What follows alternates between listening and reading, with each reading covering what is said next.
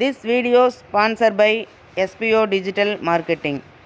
SPO Digital Marketingல நீங்களும் join பண்ணணும்னு விருப்பப்பட்டீங்கன்னா ஸ்க்ரீனில் தெரிகிற இந்த நம்பருக்கு கால் பண்ணுங்கள், இல்லை வாட்ஸ்அப்பில் மெசேஜ் பண்ணுங்கள். Send your qualification in this number 8438199852.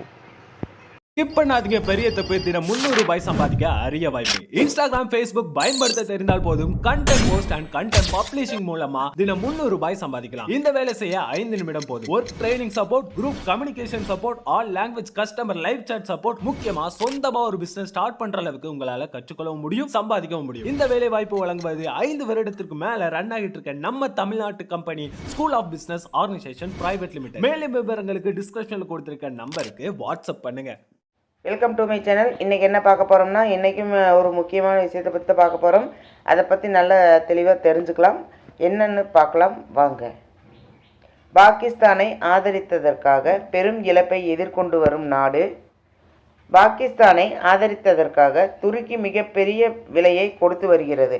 Operation Sindoor நடவடிக்கையின் போது பாகிஸ்தானுக்கு ஆதரவு தெரிவித்ததன் விளைவாக துருக்கிக்கு பயணிக்கும் இந்தியா சுற்றுலா பயணிகள் எண்ணிக்கை கணிசமாக குறைந்துள்ளது. ஜூன் 2025இல் 37% வீழ்ச்சி ஏற்பட்டுள்ளதாக துருக்கி வெளியிட்ட உத்தியோகபூர்வ சுற்றுலா தரவுகள் தெரிவிக்கின்றன. கடந்த ஆண்டு ஜூன் மாதத்தில் 38,307 இந்தியர்கள் துருக்கி சுற்றுலா சென்றிருந்த நிலையில் இந்த ஆண்டில் அந்த எண்ணிக்கை 24,250ஆகவே குறைந்துவிட்டது. இதேபோல் மே மாதத்தில் 41,554 சுற்றுலா பயணிகளிலிருந்து 31,659ஆக குறைந்துள்ளது. இந்த வீழ்ச்சி பாகிஸ்தான் இந்தியா மீது தயாரித்த தாக்குதல்களில் துருக்கி தயாரித்த ஆயுத ட்ரோன்கள்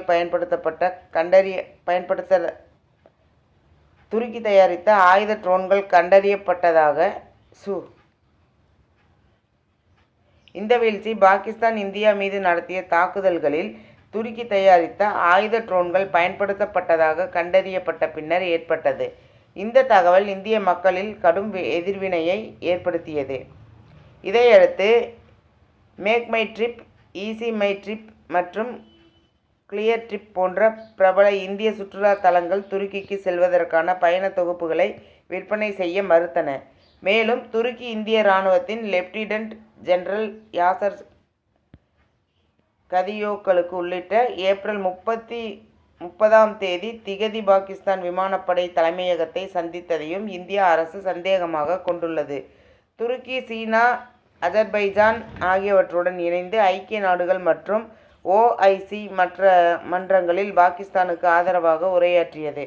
இந்தியா எதிர்வினையாக பிரதமர் நரேந்திர மோடி சைப்ரஸை விஜயம் செய்து துருக்கியின் செயலை மறைமுகமாக எதிர்த்தார். இந்த தகவல் உங்களுக்கு பயனுள்ளதாக இருக்குன்னு நினைக்கிறேன். மேலும் பயனுள்ள தகவலுக்கு என்னோட சேனல் சப்ஸ்கிரைப் பண்ணுங்கள், லைக் பண்ணுங்கள், ஷேர் பண்ணுங்கள் அண்ட் பெல் பட்டனை கிளிக் பண்ணி மறக்காமல் ஆளுங்கிற ஆப்ஷனை தட்டுங்க. அப்போ தான் நான் போகிற யூஸ்ஃபுல்லான வீடியோஸ் ஒவ்வொன்றும் உங்களுக்கு நோட்டிஃபிகேஷனாக வந்து சேரும். Thank you, bye bye.